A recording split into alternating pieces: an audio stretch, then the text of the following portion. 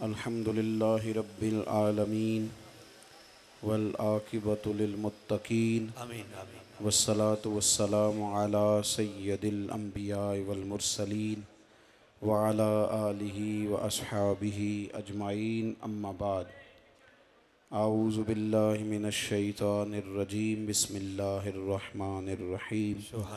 कुल ला अस्अलुकुम अलैहि अजरन इल्लल मवद्दत फिल कुर्बा। सदक़ल्लाहुल अज़ीम व सदक़ रसूलुहुन नबियुल करीम व नहनु अला ज़ालिका लमिनश शाहिदीन वश्शाकिरीन वल्हम्दुलिल्लाहि रब्बिल आलमीन। इन्नल्लाह व मलाइकतहु युसल्लूना अलन नबी या अय्युहल्लज़ीना आमनू सल्लु अलैहि वसल्लिमू तस्लीमा। अस्सलातु वस्सलामु अलैका या सय्यदी या रसूलल्लाह व अला आलिका व अस्हाबिका या सय्यदी या हबीबल्लाह। अस्सलातु वस्सलामु अलैका या सय्यदी या रहमतल लिल आलमीन व अला आलिका व अस्हाबिका या सय्यदी या खातमिन नबिय्यीन। तमाम तारीफ़ें हम्द और सना अल्लाह ताला जल्ल मजदुहुल करीम के लिए। दुरूद व सलाम नबी अकरम नूर मुजस्सम शफ़ी मुअज़्ज़म अहमद मुज्तबा जनाब हज़रत मुहम्मद मुस्तफ़ा सल्लल्लाहु ताला अलैहि वसल्लम की ज़ात वाला सिफ़ात के लिए हम्द व सलात के बाद बज़्म शाह कौनैन के अहबाब ने आज की इस महफ़िल मुबारक का बंदोबस्त किया है। अल्लाह ताला इस कोशिश को अपनी बारगाह में कबूलियत का दर्जा अता फ़रमाए। दीन के हर काम में अल्लाह हमें दौलत इखलास नसीब फ़रमाए। और लोग हमारे बारे में जो अच्छा गुमान रखते हैं अल्लाह ताला हमें उसके मुताबिक बन जाने की तौफ़ीक़ रफ़ीक अता फ़रमाए। अज़ीज़ दोस्तों, हमने अपनी ज़िंदगी में बहुत सारे उतार चढ़ाव देखने होते हैं हर आदमी ने। भाई आप बोले नहीं, मेहरबानी करें, अब ठीक हो गया, बिल्कुल सही है सारा कुछ माशाल्लाह, और सोना बंदोबस्त है आप हज़रात का, और ढेर सारे लोग भी आए हुए हैं। बस आप थोड़े से खुश हो जाएं कल्बी तौर पर कि हम बड़े राज़ी बैठे हैं, अल्हम्दुलिल्लाह। भाई इतनी बात है। और बिल्कुल आप अपनी जगह पे, और वीडियो वाले भी थके ना ज़्यादा, ये हाथ थक जाता है एक तरफ खड़ा किया जाए। एक बंदा बना रहा है, मेरा ख्याल है उसी से इत्तेफाक कर लें, वो मिल जाएगी आपको इंशाल्लाह। आप थोड़ी देर तवज्जो करेंगे, मैंने चंद बातें आपकी खिदमत में अर्ज़ करनी। पहले तो ये समझ लें कि बंदे को ज़िंदगी में ना उतार चढ़ाव का सामना रहता है। ज़िंदगी का हुसन है, दुख सुख, धूप छाँव, बचपन जवानी बुढ़ापा, ये सारा कुछ साथ साथ चलता है। इसी तरह ज़िंदगी के अंदर इंसान को अल्लाह ताला ने एक और आजमाइश में डाला है। वो आजमाइश है फितनों की, शैतान की, नफ्स की, वो भी साथ रहता है। और सही हदीस में नबी पाक सल्लल्लाहु अलैहि वसल्लम ने फरमाया कि शैतानु जासिमुन अला क़ल्बि इब्न आदम औ कमा क़ाल सल्लल्लाहु अलैहि वसल्लम। फरमाया शैतान आदमी के दिल के साथ चिमटा रहता है, हर वक्त कोई ना कोई वसवसा अंदोज़ी, कोई ना कोई बात। और क़यामत के करीब जाके नबी पाक सल्लल्लाहु अलैहि वसल्लम ने फरमाया कि ये काम और मुश्किल हो जाएगा।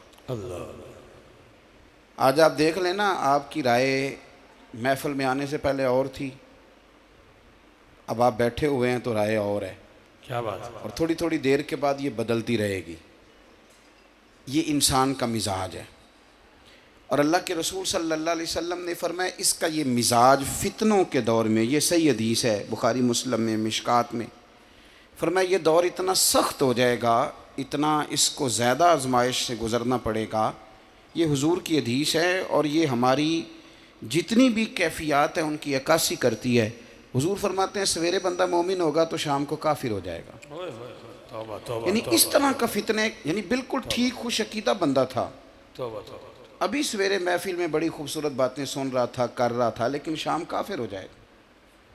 और शाम को मोमिन था तो सवेरे काफिर हो जाएगा। ये होता है माज़अल्लाह सुम्मा माज़अल्लाह। बंदा किसी की बात सुनता है, वो कहानी बना के सुनाता है, वो कहानी में रंग भरता है, वो दास्तान सराई करता है। और अब तो खैर, मेरे अब्बा जी एक बात कहा करते थे, अब वो आजकल के अक्सर ख़तीबों, वाइज़ों, नात खानों पर जब हम मुलाकात करते हैं और गलत बात को इतना रो के बयान कर रहे होते हैं, कोई सादिक आती है। अब्बा जी कहा करते थे कि पुत्र बंदे दी सारी उम्र बीबियां दे अथरू पूंजदे लंघ जाती। एक कमरे च मां रोंदी, दूजे च भैन रोंदी। और तीसरे में जाएं तो बीवी रो रही होती है और सारियां रो के कह रही होती हैं कि असल मजलूम मैं ही हूँ। अब पता नहीं मजलूम कौन है, सब रो रही हैं और दर्द से बात सुना रही। ये हाल अब हमारे यहाँ हो गया है। खुदारा आप मेहरबानी करें, अब मेरे जैसा बंदा अगर ये कहेगा कि बहुत सारे ख़तीब वाइज और ब्रीफ करने वाले लोग ख़राब हो गए हैं तो लोग एतराज़ करेंगे कि तू को ज़्यादा सियाना है। लेकिन बड़ी तकलीफ़ होती है कि लोगों ने तकरीरें चमकाने के लिए, अपनी तकरीरें चमकाने के लिए, यानी बड़े ज़ोर शोर से वकील बनते हैं, कहते हैं जी हम सहाबा के वकील हैं, इस तरह न करो। जो सहाबी का वकील होता है सबसे पहले सैयदा पाक का गुलाम होता है। क्या बात है, क्या बात को समझे। तू किस तरह अबू बकर सिद्दीक की वकालत करता है? तेरे लिए ज़रूरी था कि पहले तो इमाम हसन का नौकर होता, तेरे लिए ज़रूरी था तो पहले इमाम हुसैन का खादिम होता। ये तूने किस तरह वकीले। और बड़ी जल्दी लोग कहते हैं जी मैं अहले बैत का वकील हूँ। तुझे तो अदब ही नहीं है सैयदा पाक का नाम लेने का। अगर तूने सैयदा ज़हरा का वकील बनना है तो जा फारूक आज़म से तरीका सीख के आ। यह बात है, ये पता चले कि सैयदा पाक का वकील कौन होता है। तो मेहरबानी करें। वो हमारे यहाँ ना, अब मैं कह देता हूँ, चूँकि ख़तीब वो नहीं बुलाया जाता जो इल्मी बात करे। ख़तीब वो बुलाया जाता है मजमा उठा दे, कभी बिठा दे, कभी खड़ा कर दे, कभी दाएँ ले जाए, कभी बाएँ ले जाए। वो ख़तीब हमारे एक बुज़ुर्ग हैं, वो ख़ुद बताते हैं, कहते मैं एक दफ़ा तकरीर कर रहा था किसी जगह, यानी ये अच्छे लोग हैं तो बयान करते हैं और हमें समझाते हैं कि तुम ऐसे ना करना। कहने लगे मैं तकरीर कर रहा था तो किसी बच्चे ने ना अलमारी में, मस्जिद की अलमारी में रोड़ा मार दिया, तो ठा की आवाज़ आई तो मुझे तकरीर चमकाने का मौका मिल गया। मैं क्या जड़ी गोली मार दीजिए सामने आके मारो। वो बाल खेड़ने रोड़ा मार गए। कहने मैं चंगा रौला पाया। मैं क्या जिन्हें मारना है ना वो सामने आके मारो। विक कहते कौम ने बड़े नारे मारे। मैंने बाद एक बंदे दसिया कि वो तुसी तहकीक थे। तो अब ना मेहरबानी करें आप लोग जो सुनने वाले लोग हैं, आपसे मेरी गुजारिश, खुदारा बड़ी यार तकलीफ़ होने लग गई। अजीब मसला है हमारे अपने यहाँ ना, हमारे यहाँ अहले हक में कोई बंदा सैयदा पाक का खुल के जिक्र कर लेना तो बहुत सारे लोग कान के पीछे खारिज करने लग जाते हैं, कहते हैं हक 4000 का भी नारा ला। वो तू ठहर जा यार, आले ने दे 22 जमाती सानी, हम खुल के जनाबे सिद्दीक़ अकबर की बात है, क्या बात तू क्यों तोलता नापता फिरता है, तू क्यों इस तरह। और कोई बंदा अगर तगड़ा करके जिक्र हजरत उस्मान गनी का कर लेना तो फ़ौरन कहेंगे अहले बैत की भी कोई बात करो। आप तराजू न पकड़ें, ये हिसाब के किताब के फैसले आपके ज़िम्मे नहीं, ये मेरे रब करीम है जो दिलों के हाल जानता है। तो न करें ऐसा।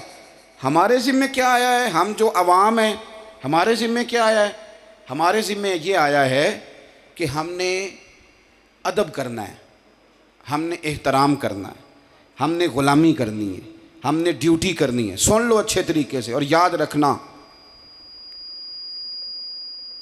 एक दफ़ा ना हज़रत अबू बकर सिद्दीक़ और जनाबे उमर फ़ारूक की ना किसी बात में शक्र रंजी हो गई, इख्तलाफ राय हो गया। तो जनाब उमर ज़रा डाढ़ी तबीयत के बंदे थे, डांट दिया अबू बकर सिद्दीक़ को। तो सिद्दीक़ अकबर नरम बंदे थे, माड़े दा की काम मोहम्मद नस जाना या रोना। तो वो गा के ना तो पहले घर रोए, फिर हुजूर के पास चले गए। जनाब उमर कहते मुझे भी ख्याल आया कि यार ये मुझे नहीं करना चाहिए था। थोड़ी देर के बाद अच्छे लोग जो होते हैं उनका गुस्सा जल्दी उतर जाता। कहते मैंने जाके जनाब सिद्दीक़ अकबर के दरवाजे पे दस्तक दी तो पता चला वो तो घर ही नहीं। मैं समझ गया, मैं डर गया, मेरी टांगें कांपने लगी। क्यों डर रहे हो उमर? फरमाने लगे इसलिए डर रहा हूँ कि अबू बकर जब अपने घर नहीं होते तो दरवाज़ा रसूल पे होता। सारी बात तो सुना दी होगी। फरमाते मैं नबी पाक की बारगाह में पहुँचा, सामने अबू बकर बैठे हैं, पुश्त मुबारक मेरे करीम रसूल की काबे की जानब, चेहरा सिद्दीक़ अकबर की जानब, दोनों की गर्दनें झुकी हुई। जनाब उमर पाक फरमाते हैं कि मैं बैठा था और सोच रहा था, सलाम ली, जवाब मिला, पर गर्दनें नहीं उठाई दोनों ने, मुकद्दस गर्दनें झुकी रहीं। मैं सोच रहा था कि अब हुजूर मुझे डांटेंगे तो मैं सिद्दीक़ के पैर पकड़ूंगा, मैं अली को सिफारशी बनाऊंगा, मैं मिन्नत करूंगा, लेकिन कोई बोले तो बात बने ना।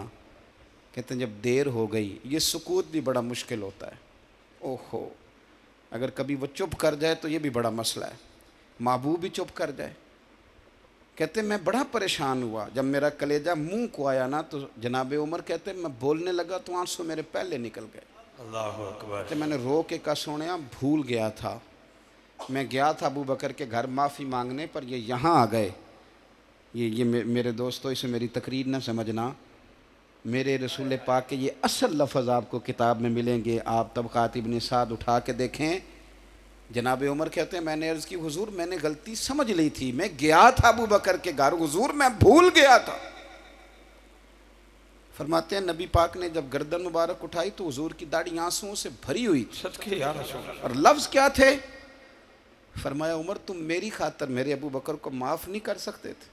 अब बात को समझे, ये नहीं फरमाया अबू बकर ने गलती नहीं की, फरमाया छोड़ नहीं सकते थे, तुम मेरी वजह से मेरे साहब को छोड़ नहीं सकते थे। फिर हुजूर ने फरमाया उमर ये सारा मक्का तलवारें लेके मुझे कत्ल करने आता था, यार ये अकेला था, इसने खोल के बाजू कहा था कि जो हुजूर तक जाएगा मेरी लाश से गुजर के जाएगा। फरमाया दुनिया भूल जाती है, मुझे याद है अबू बकर सिद्दीक ने माल भी दिया, औलाद भी दी, मेरी खातर छोड़ नहीं सकते थे। जनाब उमर कहते हैं मैं उसके बाद समझ गया कि मेरे मुस्तफ़ा की रज़ा इसी में है कि अबू बकर को राज़ी रखा जाए। सुभान अल्लाह। आप मेहरबानी सुनो, अब फ़ौरन सुनो, फ़ौरन इसके बाद नबी पाक अलैहिस्सलाम ना शारे हैं दीन के। हुजूर जो चाहें किसी के लिए हलाल कर दें और जो चाहें किसी पर हराम कर दें। एक शख्स ने कहा था हुजूर 3 नमाज़ें पढ़ूंगा, इस शर्त पर मुसलमान होता हूँ। फरमाया 3 ही पढ़ना, कलमा तो पढ़ना। हुजूर शारे हैं, उलमा इस लफ्ज़ को जानते हैं, मैं ज़्यादा खोलता नहीं।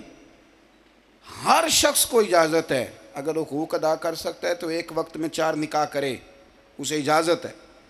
अगर हक दे सकता है तो इजाज़त है। मौला अली ने भी इरादा किया सैयदा की मौजूदगी में अल्लाह कि मैं दूसरा निकाह कर लूँ, सारी कायनात को इजाज़त है।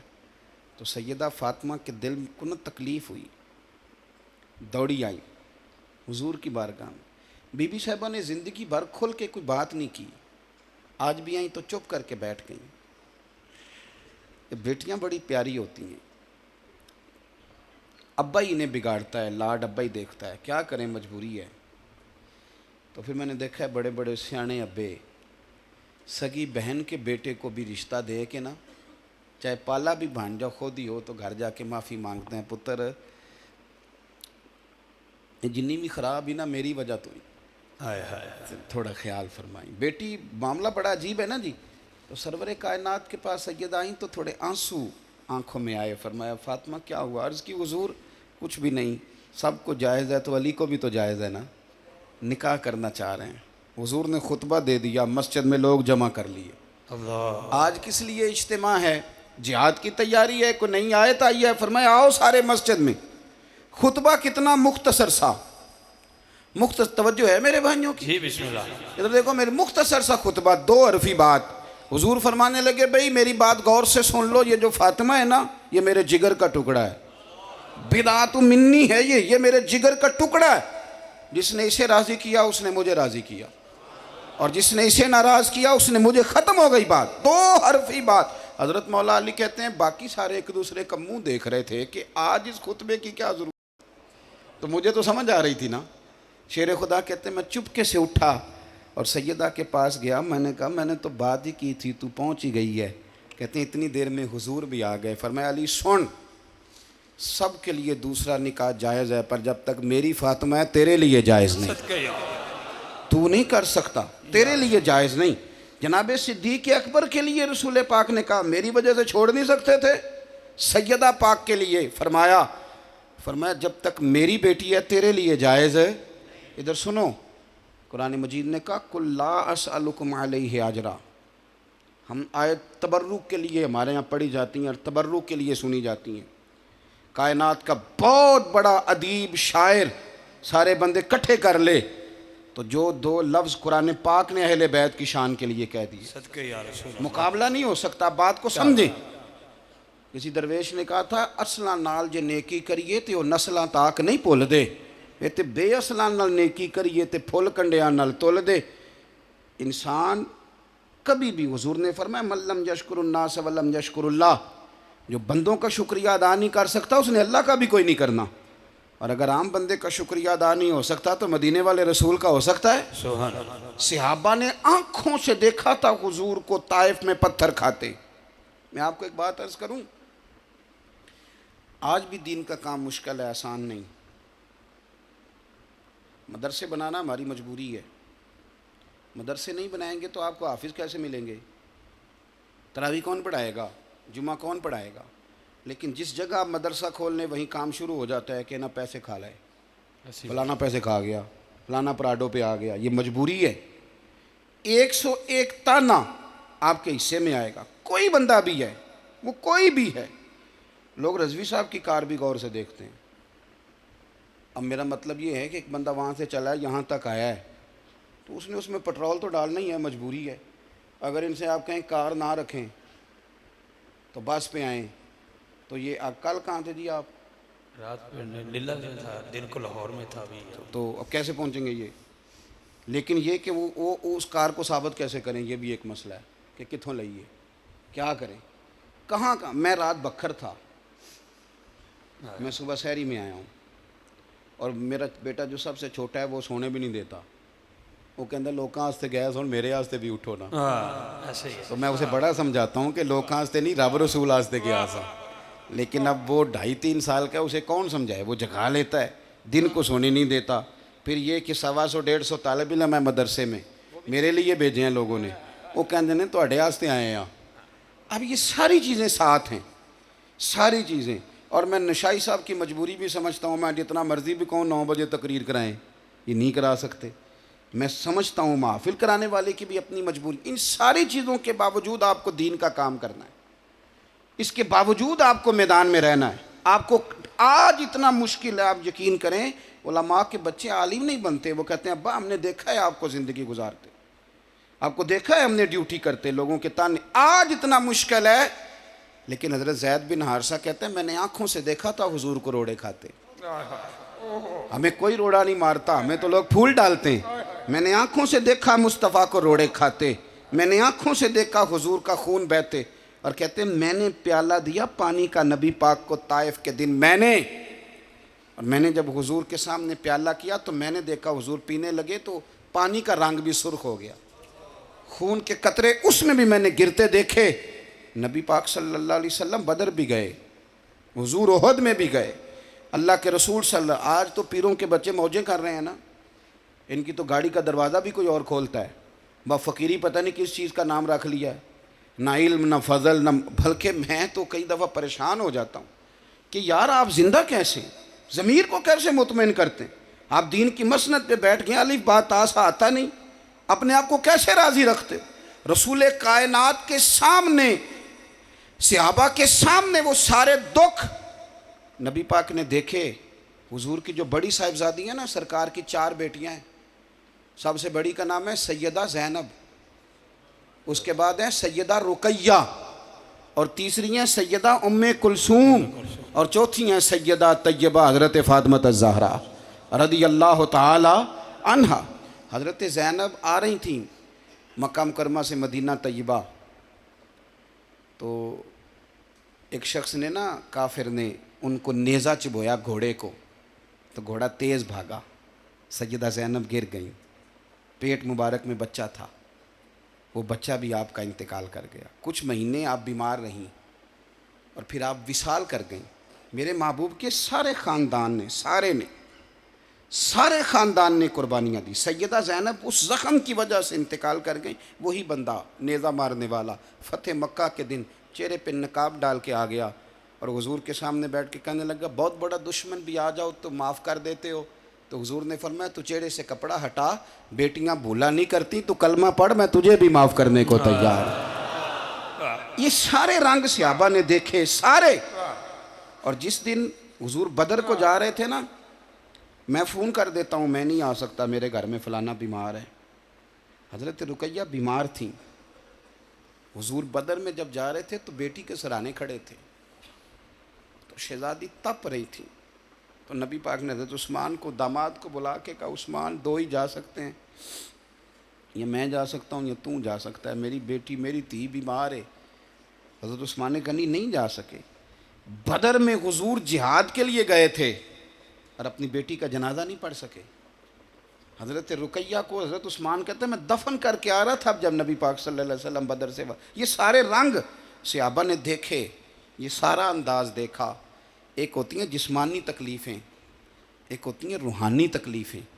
रूहानी, कुछ लोग रूहानी तौर पर भी सताते हैं ना। ये जब चौक में खड़ा करके पूछ लेते हैं कि आप रोटी कहाँ से खाते हैं, जब पूछ लेते हैं कि जनाब आप तो कहते हैं कि हम फ़कीर लोग हैं तो ये गाड़ी में कैसे बैठ गए, तो ये रूहानी तकलीफ़ होती।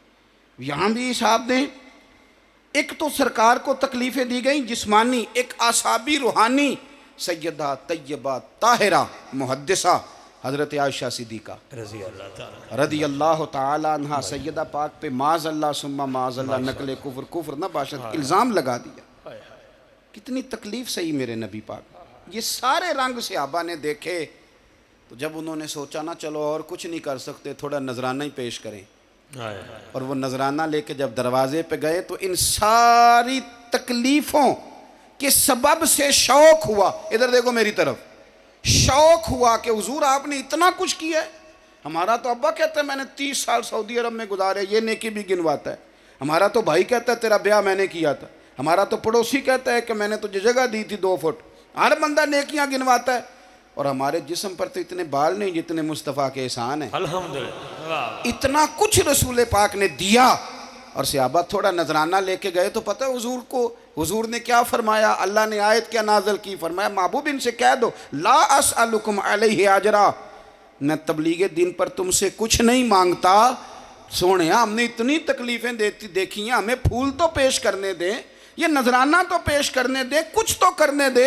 फरमाया कुछ करने, हुजूर करना चाहते हैं, फरमाया इल्लल मवद्दत फिल कुर्बा, सुभान अल्लाह, फिर मेरे अली से प्यार करो, अल्लाह अल्लाह, फिर मेरी फातिमा से प्यार करो, फिर मेरे हसन से प्यार करो, फिर मेरे हुसैन से प्यार करो, फिर आयशा का अदब करो, फिर खतीजतुल कुबरा का अदब करो, फिर जनाब सौदा, हफ्सा, मैमूना, ज़ैनब, इनका इकराम करो। यहाँ तो लोगों ने तमाशा खड़ा कर दिया। एक बंदा कह रहा था जी हुजूर का कोई और नवासा नवासी दिखाएं। मैं क्या तू किताब कोई नहीं पढ़ी, मेरे को ला तेनू दिखावा, आ दिखाऊं। हसन पाक के तो कदमों पे हमारी औलादें कुर्बान, अल्हम्दुलिल्लाह। पर आप बुखारी पढ़ें, नबी पाक की सबसे बड़ी नवासी का नाम हज़रत उमामा बिनते ज़ैनब है, सही बुखारी। और ये वो हुजूर की सैयदा ज़ैनब की वो बेटी हैं कि जब नबी पाक सहाबा कहते हैं हुजूर नमाज के लिए जाने लगते ना, तो आप बच्चों से छुप के घर से निकलना पड़ता है, वरना बच्चे बाहर जाने तो हुजूर आने लगते तो सैयदा उमामा कहती मैंने भी जाना है। उनकी अम्मा ज़बरदस्ती पकड़ती तो बच्ची रोने लगती, तो हुजूर फरमाते नहीं आने दे। सहाबा कहते हमने हज़रत उमामा बिनते ज़ैनब को देखा, हुजूर नमाज पढ़ रहे हैं और बच्ची को गोद में उठाया हुआ, सुभान अल्लाह, हुजूर रुकू में हैं और बच्ची को खड़ा कर दी। और एक और रवायत में मिलता है एक दफ़ा एक हार आया, हुजूर ने फरमाया मैं तो उसे दूंगा जो मुझे सबसे ज़्यादा प्यारा है। सारी अज़वाज में बेटियों में दौड़ लग गई कि किसे मिलेगा, लेकिन नबी पाक ने फरमाया उमामा को बुलाओ मेरी बड़ी नवासी, अल्लाह। और ये वही उमामा है जिनसे बाद में मौला अली ने सैयदा फ़ातिमा के बाद निकाह किया है। और एक वसीयत की थी हज़रत फ़ातिमा ने, जब हज़रत अली रोने लगे कि फ़ातिमा जा रही हो, तो कहा अली रोते क्यों हैं? कहा मेरा हुजूर से बड़ा गहरा रिश्ता था, आपकी वजह से और गहरा हो गया, आप हुजूर की बड़ी प्यारी हैं। तो सैयदा फ़ातिमा कहने लगी अगर मैं तुम्हें बताऊं कि मेरे बाद भी एक हुजूर को बड़ा प्यारा है, आप उनसे निकाह कर ले। तो हज़रत सैयदना मौला अली ने कहा वो कौन? तो कहने लगी मेरी बड़ी बहन की बेटी हज़रत उमामा बिनते ज़ैनब से मौला अली ने निकाह। यहाँ तो तारीख़ मस्क करके रख दी लोगों ने। हुजूर की औलाद से ना प्यार करें ज़रा सही करके, नबी पाक की औलाद का अदब करें तो ज़रा। मैं आपको एक बात बताऊँ, मैं तजर्बे से कह रहा हूँ, मैं ज़िम्मेदारी से कह रहा हूँ आपको, ये तकरीरों में सुनने सुनाने में अदब ना करें, अदब करके दिखाएं, बहुत अच्छा, अदब का मिजाज बनाएं, अदब का शौक़ पैदा करें। मैंने इस साल दोस्तों से कहा था कि मैं किसी के लंगर पर कोई एतराज़ नहीं करता, आप जो मर्ज़ी दिल आए करें, मैं एतराज़ नहीं करता, पर दोस्तों की दावत पकाते हो तो बड़े बकरे छतरे और बड़ी चीज़ें लाते हो, और हुसैन इब्ने अली के नाम के चावल पकाओ तो शापरों से छतों में फेंकते हो। मेरे आला हज़रत फाज़िल बरेलवी रहमतुल्लाह अलैह 11वीं के लंगर का एक लुकमा, 11वीं के लंगर का लुकमा ज़मीन पे गिर गया तो सैयद मोहम्मद कछोचवी मुहद्दिस आज़म हिंद रहमतुल्लाह अलैह फरमाते हैं कि मेरा ख्याल था कि हज़रत हाथ से उठाएंगे, ये मुझे हुक्म देंगे 11वीं के ख़त्म शरीफ का, उस शख्स की बात बता रहा हूँ जो 1000 किताब के मुसन्निफ है, उस बंदे की बात बता रहा हूँ जो फतवे की दुनिया के आदमी है। ये डॉक्टर अब्दुल कदीर खान जिंदा मौजूद हैं। कहते हैं मैं वो बंदा तलाश कर रहा था जो आलिम भी हो, साइंसदान भी हो, पर मैंने पूरा तलाश किया तो मुझे इमाम अहमद रजा फाज़िल बरेलवी मिले। नाराए तकबीर, नाराए रिसालत, नाराए हैदरी, इश्क मोहब्बत, इश्क मोहब्बत। तो सुने, हज़रत इमाम हुसैन रदी अल्लाह ताला अन्हु के नाम का लंगर, और वो शाहपुरों में, मुहद्दिस कुछ भी कहते हैं कि वो ख़त्म शरीफ की शरीनी का एक टुकड़ा ज़मीन पे गिरा। हमारे यहाँ ना अब बड़ा मुश्किल हो गया है, मेरे समेत, मैं सही कह रहा हूँ आप, अब बड़ा मुश्किल हो गया, मेरे समेत मुश्किल हो। अदब कराना बड़ा आसान है और अदब करना, नाराज़ हो गए हो, अदब करना बड़ा, कितने फ़ीसद लोग हैं जिनको अदब करना आता है? और अदब कोई झुक जाने का नाम नहीं, कोई दस्तबोसी का नाम भी नहीं। अदब दिल का होता है, जो करता है उसका पता होता है करता है, समझ आती है कि इसके लफ्ज़ों में, जुमलों में अदब है। आला हज़रत फाज़िल बरेलवी एक टुकड़ा ज़मीन पे गिरा, बहुत बड़े इमाम थे, मंतिक, फ़लसफ़ा, हिंदसा और इल्म बदी और मानी और फ़लसफ़ा और कलाम और तफसीर और हदीस, हर चीज़ का अल्लाह ने उन्हें उलूम अता फरमाए थे, पर एक टुकड़ा लंगर का गिरा। आला हज़रत पहले नीचे उतरे, फिर घुटने ज़मीन पे रखे और फिर अपना सर झुका के तो अपनी ज़ुबान से वो टुकड़ा उठाया। अल्लाह, अपनी ज़ुबान से। यहाँ तो मामला ख़त्म हो गया। ना लोग बोलते हुए सोचते हैं, ना पढ़ते हुए सोचते हैं, ना लिखते हुए सोचते हैं, खुदा जाने किसकी नज़र लग गई। एक टुकड़ा। अब इमाम हुसैन का लंगर बट रहा है और छतों से शाहपुरों में चावल फेंके जा रहे हैं, और ये लंगर का जो हाल है, इधर देखें मेरी तरफ, लंगर का जो हाल आप करते हैं, मैंने हमेशा दोस्तों को बताया, शौक़ से बताता हूँ, आपको भी बताता हूँ। मुहर्रम शरीफ आता ना, तो मेरी अम्मा जी मुझे कहती, मैनू ना 4-5 दर्जन ठूठियाँ लिया दे। ठूठियाँ का पता जे कि नहीं? ठूठियाँ तुसीं पता क्यों नहीं दस दे कि तुहानू को पेंडू ना आख छड़े। हालां पता तुहानू सारिਆਂ ਨੂੰ है ना जी, तो तुसीं मैनू कल्ले नू पेंडू आख लो, मैं बड़ा पक्का पेंडू हाँ। भाई इतनी मुश्किल बात तो नहीं मैंने की। ठूठियाँ का पता जे ना? जी जी। चलो हूँ सही तरह हाँ करो जे मैं पोछी बैठा थे। पता ना जी, माशाअल्लाह। अम्मा जी मैनू कहना ठूठियाँ लिया दे, और ठूठियाँ खीर पका के ना खुद तो ठूठियाँ पा के वंडी दी सी। तो जाना पैंदा सी, साइकिल चलाना तो 4-5 किलोमीटर जाना, तो पसीना भी आना। वो मैं मदरसे पढ़दा सा तो मौलवी मसला ना दसे तां भी बदहज़मी हो जाती। मैंने इल्ला माशाअल्लाह, मैंने अम्मा जी से एक दिन कह दिया, मैंने कहा अम्मा जी मैं पूछिया उस्तादा नू ख़त्म परात भी हो जाता है, जिहड़ी कार परात है ना सिल्वर दी स्टील दी, उहदे च पढ़ो हो जाएगा। तो वो मैनू कहंदे ने होर भी जिहड़ी हांडी च पक्की है खीर, उहदे च भी परात च भी, तो वो जिहदे च तुसीं मुमकिन है दुआ लो हो जाएगा। तो मेरी अम्मा जी फरमान लगे, मैं तेनों पहला भी दसिया है कि मैं तेरे मसले नहीं मनदी। इमाम आज़म अबू हनीफ़ा की वालदा कहा करती थी, एक शागिर्द था इमाम साहब का, तकरीर अच्छी करता था, शागिर्द इमाम साहब का था, तो आपकी अम्मा कहती अबू हनीफ़ा उससे मसला पूछ के मुझे बता। तो इमाम साहब कहते हैं मैं अर्ज़ करता अम्मा मैं ना बताऊँ, तो फरमाती तू बच्चा है तुझे क्या पता, माँ के लिए तो बेटा बच्चा है ना। तो कहते फिर मैं उस शख्स के पास जाता, उससे जाके मसला पूछता, तो कहता उस्ताद जी मुझे तो नहीं ना पता, पता तो आपको है। तो इमाम आज़म फरमाते अच्छा फिर मेरी अम्मा तो तेरे ऊपर ही मुतमईन होती है, मैं तुझे बताता हूँ, फिर तू मुझे बता, और मैं तेरा नाम लेके जाके अम्मा को बताऊंगा। माँ तो राज़ी करनी है कि नहीं? तो फरमाते हैं फिर मैं उसका नाम लेके जाके अम्मा को बताता तो मेरी अम्मा बड़ी राज़ी होती। कहती बिल्कुल ठीक है। मैं अपनी अम्मा से कहता अम्मा जी ठूठियाँ ज़रूरी, ये परात च भी ख़त्म हो जाएगा, तो जी कढ़ाई च खीर पक्की वो भी ख़त्म हो जाएगा।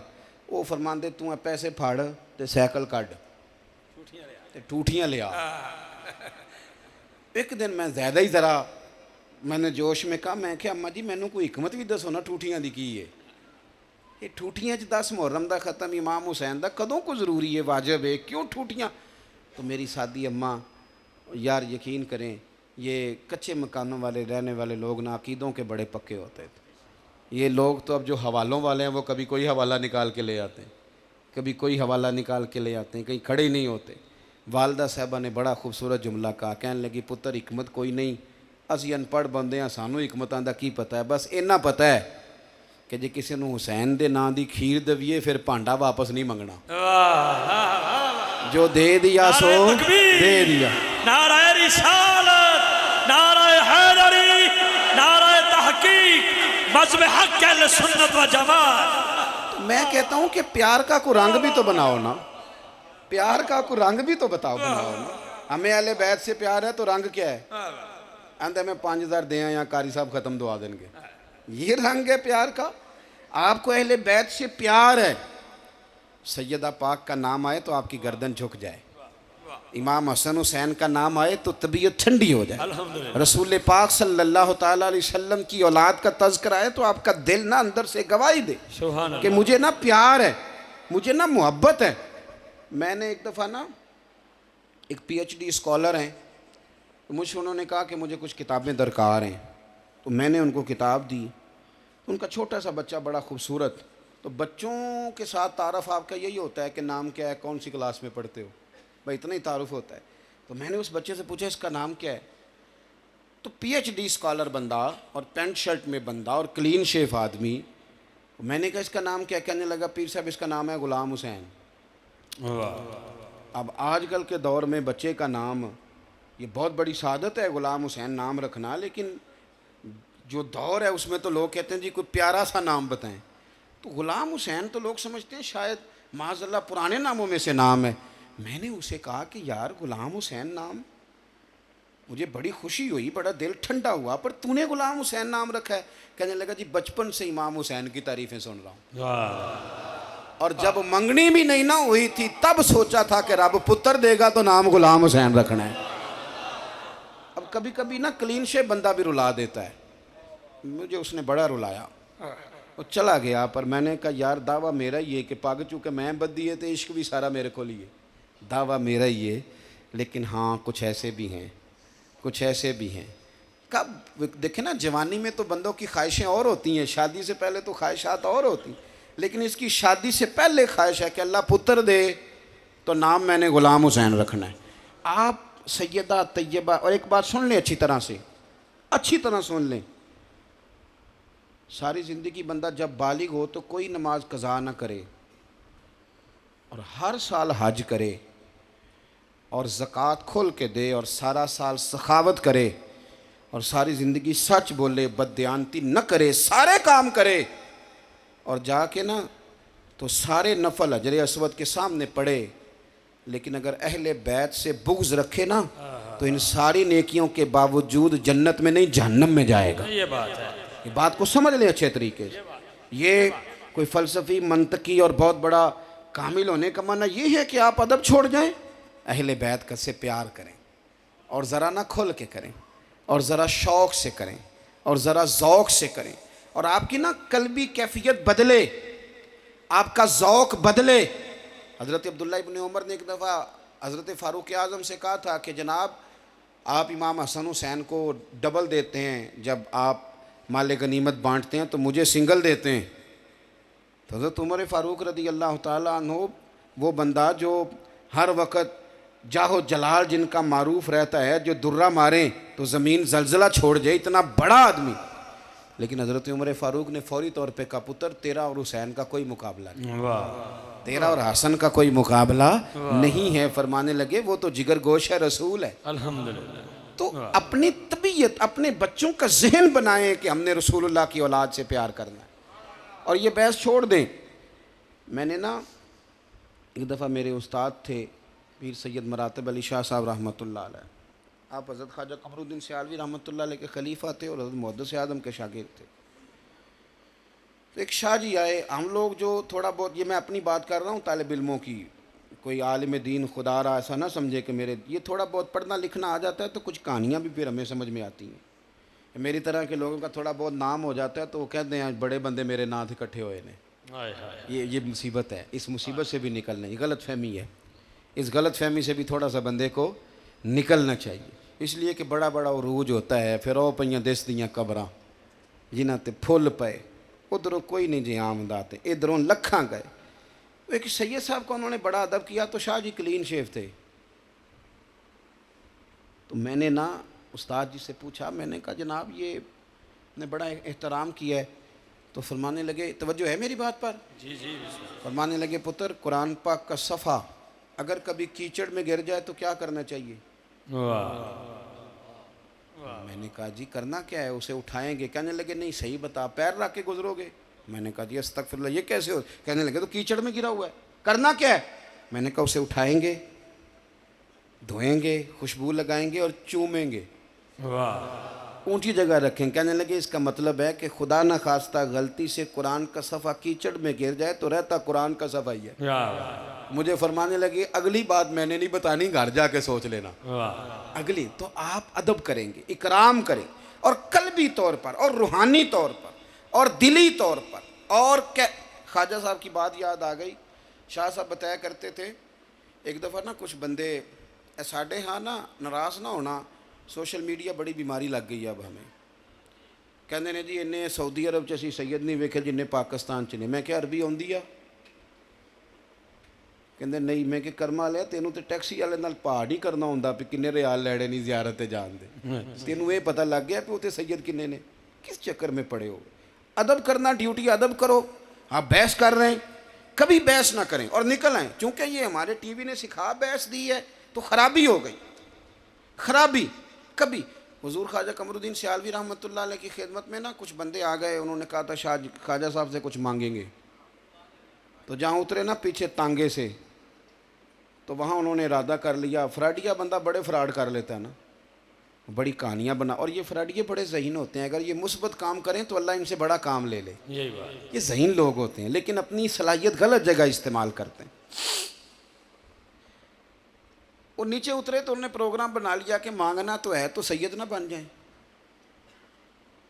कह देते हम सैयद हैं, सुना है ख्वाजा साहब ज़्यादा देते हैं। तो आए थे कि फ्राड ला ये भी सही। तो आए, ख्वाजा साहब को बताया सैयद हैं। मेरी बात पे तवज्जो करें। फरमाते हैं कि जब उन्हें कहा ना सैयद हैं तो ख्वाजा साहब ने ना बड़े सारे चावल भी दिए, गंदम भी दी, नगदी भी दी, घी भी दिया। और फिर ना उनके साथ भी चले छोड़ने। वहाँ तक आए जहाँ उन्होंने इरादा किया था सैयद बनने का, जहाँ उन्होंने ये जाली प्रोग्राम बनाया था वहाँ तक आए। और जब वहाँ तक आए तो फरमाने लगे लो भाई अल्लाह हाफिज़। तो कहने लगे हुजूर ये कोई जगह तो नहीं ना जहाँ तो सवारी तक छोड़ें, या आप दरवाजे तक छोड़ते, आप यहाँ छोड़ रहे हैं। एक बात होती है ना जहाँ मेहमान को बंदा दरवाजे तक छोड़ता है या सवारी तक छोड़ता है, तो यहाँ तक छोड़ने का माना। तो ख्वाजा साहब फरमाने लगे इतों तुसी सैयद बने सोना, तो जितों बने सो उतों तक तो मैं अदब करना है ना, अगे तुसी जानो तो अल्लाह जाने। तो आप बात को समझें, हमारे ज़िम्मे क्या आया है? अदब करना। आप अदब करें और खूब करें। बातें चूँकि मैं ज़्यादा किए नहीं करता, मैं वापस लौटता हूँ। सैयदा पाक का ना अदब करें तो आपका ना दिल गवाही दे कि हमें सैयदा फ़ातिमा ज़हरा से अक़ीदत है। वो कैफियत बनाएं अपनी, एक ज़ौक़ हो। और फिर थोड़ा सा ये भी देखें कि सैयदा पाक को पसंद क्या है। हज़रत फ़ातिमा ज़हरा वो वाली मलका हैं जो जन्नती औरतों की भी सरदार है, अल्हम्दुलिल्लाह। और अक्सर हमारे यहाँ पूरी हदीस नहीं बयान होती। जब हुजूर ने फरमाया था ना कि फ़ातिमा तो जन्नती औरतों की सरदार है, तो सैयदा फ़ातिमा ने कहा तो हुजूर सब की सरदार मैं हूँ, तो मरियम और आसिया का क्या बनेगा? जनाब मरियम जिनका कुरान में जिक्र आया है, तो नबी पाक ने फरमाया वो अपने दौर की औरतों की सरदार है, और तुम सारी दुनिया की, सारी, इधर देखो मेरी तरफ, सारी कायनात की औरतों की सरदार बीबी सैयदा पाक। लेकिन वो अपने घर में झाड़ू देती थी, आटा गूंदती थी, चक्की पीसती थी, कच्चा मकान था लेपा पोती करती थी। ये किस तरह की शहजादियाँ हम बना रहे हैं जो कोई काम नहीं करती घर में? सैयदा फ़ातिमा की आज ना औरतें कहती हैं हमने पूछा है मसला, सास ससुर की खिदमत दीन में ज़रूरी नहीं। तो मैं कहता हूँ हुक्म और होता है दीन का, और दीन की रज़ा और होती है। आप हुक्म पे चली गई, आपने रज़ा समझी नहीं। ठीक है ये खिदमत ज़िम्मे नहीं, लेकिन आप इस रंग को मुलाज़ा फरमाएं कि हज़रत फ़ातिमा ज़हरा ने ना सारे घर का काम किया है। कोई इतना गरीब आदमी मजमे नहीं बैठा होगा जो कह सके कि मेरी बेटी इतना काम करती है कि हाथों पे छाले पड़ जाए, कोई नहीं। और इसके बावजूद जिससे पूछें वो रो पड़ेगा बेटी बड़ी दुखी है।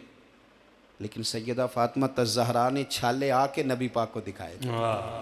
इस कैफियत को भी, दीन के इस मिजाज को भी समझो। ये फ़कीरी उनकी पसंद है, ये फ़क्र उनकी चाहत है, ये कच्चा मकान उनका शौक़ है, और आटा पीस के रोटियां पकाना ये सैयदा पाक का तरीका है। अपने घर में काम सारे करना। छाले दिखाए का या रसूलल्लाह ये छाले बन गए। अली ने बताया कि आपके पास ग़ुलाम आए हैं, एक ग़ुलाम मिल जाए तो चलो काम काज में मेरा हाथ बटाएगा। तो हुजूर ने ये नहीं फरमाया मैं नहीं देता, फरमाया फातिमा 33 बार सुबहान अल्लाह पढ़ा कर। ये बात है। 33 बार अल्हम्दुलिल्लाह पढ़ा कर, 34 बार अल्लाहु अकबर पढ़े कर। जब भी तस्बीह ख़त्म होगी ना, रब तुझे एक ग़ुलाम आज़ाद करने का सवाब अता फरमाएगा। जब भी ये तस्बीह ख़त्म होगी, गोया हुजूर ने फरमा दिया कि आटा तूने खुद ही पीसना है, और घर में झाड़ू तूने। नाराज़ हो गए आप लोग? नहीं जी नहीं। परेशान हो गए? सुने, इसको समझे। और ये बातें जाके ना बीवी को बताने की बजाय ये बातें बेटी को बताया करें। बेटी बाप की बात जल्दी समझती है, और ज़्यादा बताने को दिल करे तो बहन को बताया करें। हम ये सारी चीज़ें जो मर्दों के हक़ में, ये बीवी को समझाने की कोशिश करते हैं, वो नहीं समझती, वो तो आपको अपोजिशन समझती है। आप ये बातें बहन और बेटी को, ताकि जब वो कहीं जाएं, मैं बात समेटने की तरफ आ गया हूँ। इमाम सफूरी, अल्लामा सफूरी कहते हैं कि एक इतना बज़ाहिर घर के अंदर कमज़ोरी रहती थी कि एक दिन सैयदा फ़ातिमा ने कहा मौला अली से कि एक चरखा ही ला दें, मैं थोड़ा सा ना टाइम बचा के। सारा दिन काम करती, सारी रात नफल पढ़ती। अल्लाह खैर करे, हमारे यहाँ बाकी सारे काम करा लें, सिर्फ आप नफल पढ़ने का ना कहें। सब निस्बत से बख्शे जाना चाहते हैं। ओ भाई, नफलों से भी सैयदा को निस्बत है। क्या बात है। नफल पढ़ने से भी उन्हें निस्बत है। इमाम हसन और हुसैन फ़र्द नमाज के अलावा 100 रकत नफल रोज़ पढ़ा करते थे। अल्लाह, ये भी उनकी निस्बत है, ये भी निस्बत वाला काम है, इसे भी करे। रात को तहज्जुद के वक़्त उठ के मुसल्ला बिछाना, इसको भी नबी पाक से निस्बत है, ये भी काम करें। अल्लामा सफूरी कहते हैं एक दिन सैयदा फ़ातिमा ने कहा कि अली, आपके ना आमदन बज़ाहिर थोड़ी है और घर के खर्चे ज़्यादा हैं। सो तो नहीं गए आप लोग? मुझे कान में कह रहे थे तकरीर लंबी करें, तो मैंने उनसे कहा आप मेहरबानी करें, हमें जितनी आती है ना हम उतनी करेंगे, लंबी कैसे कर दें। मैं समझता हूँ कि खैरुल कलाम में माँ कल्ला वदल्ला, मुख्तसर सी बात ज़रा जामे होती है और यही ठीक होती है। और वैसे भी जिस बंदे ने बात पर बात करनी उसके लिए ज़रा मुश्किल होती है। मेरा भी गला होता, शायद शोर होता, तो मैं भी एक शेर 20 मिनट पढ़ता और ख़ुद ही बात लंबी हो जाती। तो मैं तो माफ़ी ज़मीर अर्ज़ कर रहा हूँ, आप मेरी बात पे तवज्जो करें। ये इस तरह घर बनेगा आपका, इस तरह का माहौल घर के अंदर आएगा। करोड़ों रुपया पड़ा और लड़ाई हो रही है और बहस हो रही है। अब तो आप यकीन करें मैसेज पे तलाक हो जाती, तलाक भी व्हाट्सएप पे आती है। वो कहते हैं जी चैट हो रही थी, ये मसला पूछते हैं आके, लड़ाई हो रही थी, वो मैसेज पे बात हो रही थी, तो गुस्से में उसने ना, ये क्या तमाशा है। आप घर के अंदर थोड़ा सा काम काज करेंगे, घर में मेहनत करेंगे, आपका ब्लड प्रेशर नॉर्मल रहेगा, नींद भी सुकून की आएगी। ये छोड़ दें सारा दिन गर्दन को थका लेना, मोबाइल पर झुक के कोई काम ना करना, तो लड़ाई होनी है। मेरे भाई, हज़रत फ़ातिमा ने मौला अली को कहा कि ऐ शेर खुदा, इस तरह करें, एक चरखा ला दे, मैं थोड़ा टाइम बचा के ना सूत बनाऊंगी, ताकि मैं ना थोड़ा काट लिया करूं, तो आपका थोड़ा हाथ भी बटाऊंगी। ये घर का हुस्न है जो अहले बैत ने हमें दिया। मौला अली कहते हैं मैंने कहा फ़ातिमा पहले तेरी बड़ी जिम्मेदारियाँ, चरखा का आप ला दे। कहते मैंने ला दिया। तो मौला अली शेर खुदा ने ना चरखा रखा, तो सैयदा पाक ने 6-7 दिन लगा के तो इतनी सी अट्टी बांध की बनाई। काली ज़रा बेच आओ। मौला अली कहते हैं मैं 6 दिनार की बेच आया।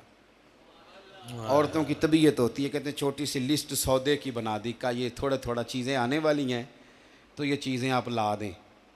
तो कहते हैं वो मैं बाज़ार गया चीज़ें लेने, अभी मैं कोने पे पहुंचा था, एक शख्स दौड़ा आया, कहने लगा अली मैं बड़ा मजबूर हूँ, मकरूज़ मेरे पीछे चढ़ गया, पैसे न दिए तो बांध लेगा। कहते हैं मैंने पूछा कितने पैसे तेरे ज़िम्मे हैं कर्जा? कहने लगा जी सिर्फ 6 दिनार। जेब में कितने थे?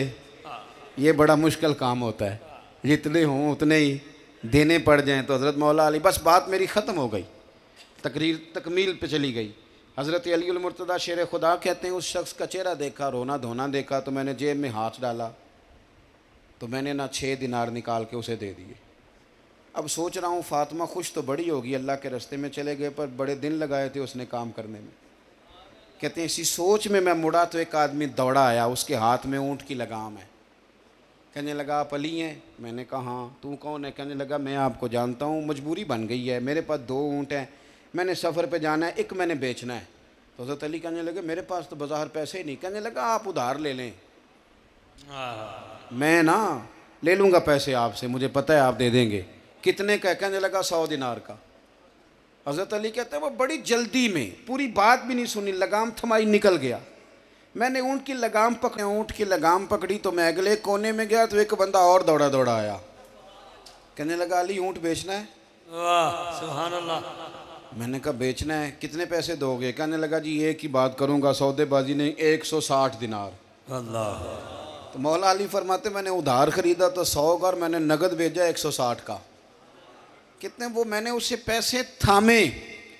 तो अब मैं तलाश करने लगा कि वो बंदा मिल जाए जिससे मैंने 100 देना है। हम भी तो इंतज़ार करते हैं ना वो मिल जाए जिसके देने हैं, ऐसे ही होता है ना। कहते मैं ढूंढने लगा कि वो मिल जाए जिसके देने हैं। कहते मैंने ज़रा रोक पलटा तो वो भी नज़र आ गया। मैंने कहा गए नहीं? कहने लगा बस जाने लगा हूँ। फरमाते मैंने 100 उसे थमाया, 6 दिनार का मैंने सामान ख़रीदा, वो सामान ला के बाकी पैसे ला के सैयदा को मैंने दिए। तो पाक महबूब की पाक बेटी, इज़्ज़त वाले नबी की इज़्ज़त वाली बेटी सैयदा पाक फरमाने लगी अली ये पैसे कहाँ से आए? कहते मैंने बात सुनाई तो बीबी बड़ी राज़ी हुई। अब बेटी के घर खुशखबरी आए तो पहला फ़ोन अब्बा को ही जाता है, पहला फ़ोन। कहने लगी जाइए हुजूर को बता के आइए। बस बात ख़त्म हो गई। मौला अली कहते मैंने मस्जिद में कदम रखा तो मुझे बताना नहीं पड़ा। हुजूर फरमाने लगे अली देखा मेरी बेटी के 6 दिनारों की बरकत। और फिर सरकार फरमाने लगे अली वो जो तुम्हें बेच गए वो जिब्रील थे और जो ख़रीद के ले गए वो मीकाईल थे। ये शान है सैयदा पाक की, अली के घर की है इज़्ज़त, हम अली से सुनते हैं। और वो नबी के घर की है इज़्ज़त, ये नबी से सुनते हैं। वो जिसने मुअज़्ज़ज़ किया घराने को और हुसैन पाल के जिसने दिया ज़माने को। आखिर दावा या अनिल हम्दुलिल्लाहि रब्बिल आलमीन।